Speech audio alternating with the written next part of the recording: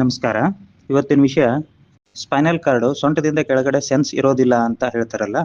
ಕಾರಣ ಏನಂತಂದ್ರೆ ಮೇಲಿಂದ ಬಿದ್ದಿರ್ತಾರೆ. ಅದು ಮನೆಯಲ್ಲಾದ್ರೂ ಆಗಿರ್ಬೋದು, ಮರದಿಂದ ಆದ್ರೂ ಆಗಿರ್ಬೋದು, ಇನ್ನೇನೋ ಒಟ್ನಲ್ಲಿ ಮೇಲಿಂದ ಕೆಳಗಡೆ ಬಿದ್ದಾಗ ಅವ್ರದ್ದು ಆಪರೇಷನ್ ಮಾಡಿರ್ತಾರೆ. ಇನ್ನು ಕೆಲವ್ರು ಆಪರೇಷನ್ ಮಾಡುವಾಗ ಮಾಡಿದ ನಂತರ ಸ್ಕ್ರೂ ಹಾಕಿದ ಮೇಲೆ ಸೊಂಟದಿಂದ ಕೆಳಗಡೆ ಸೆನ್ಸ್ ಹೊರಟೋಗಿತ್ತೆ.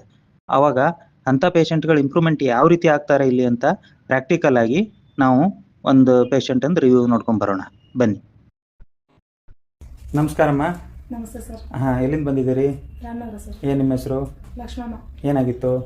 ಮರದ ಮೇಲಿಂದ ಬಿದ್ದು ಸೊಂಟದ ಮೂಳೆ ಏಟಾಗಿತ್ತು. ಹಾಂ ಆಪರೇಷನ್ ಆಗಿದೆ. ಹಾಂ ಕಾಲೆರಡು ಸೆನ್ಸ್ ಇಲ್ಲ, ನಡೆಯೋಕ್ಕಾಗ್ತಾ ಇಲ್ಲ.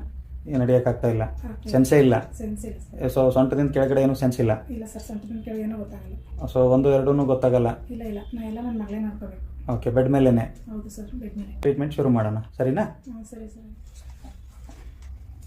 ಈಗ ಇಂಪ್ರೂವ್ಮೆಂಟ್ ಏನೇನಾಗಿದೆ ಅಂತ ನೀವೇ ಹೇಳಿ. ಎದ್ದು ಕೂತ್ಕೋತೀನಿ ಸರ್. ಎದ್ದು ಕೂತ್ಕೋತೀರಾ ಸಪೋರ್ಟ್ ಇಲ್ಲದೆ? ಈಗ ಹೀಗೆ ನೋಡಿ, ಇಲ್ಲಿ ಹಿಂದ್ಗಡೆ ನೋಡೋಣ. ಏನು ಸಪೋರ್ಟ್ ಇಟ್ಕೊಂಡಿಲ್ಲಲ್ಲ? ಇಲ್ಲ ಸರ್. ಈಗ ಇಲ್ಲಿ ಟ್ರೀಟ್ಮೆಂಟ್ ಬಗ್ಗೆ ಸ್ಯಾಟಿಸ್ಫ್ಯಾಕ್ಷನ್ ಇದೆ ಅಲ್ವಾ? ಹ್ಞೂ ಸರ್. ನಿಮ್ಮೂರಲ್ಲಿ ಪೇಷಂಟಿಗೆ ಹೇಳ್ತೀರಾ?